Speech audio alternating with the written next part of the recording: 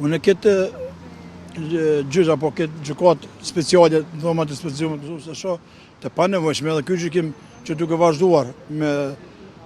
fabrikimin e dosjeve apo falsifikimin e dosjeve tyne me njerëz pagun, me njerëz të infiltruar, për ndryshe që më thom, të cilët bashkëpunohen me Serbinë dhe tash erdhën dhe dëshmuan këtu,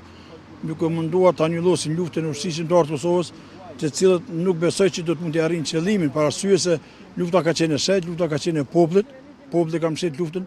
dhe ne kemi lutuar për ta qiruar vendin tonë një herë për gjithmonë nga ardhit çetnike paramilitare serbe. Mbrojtja ka qenë shumë e fuqishme, shumë e drejtë.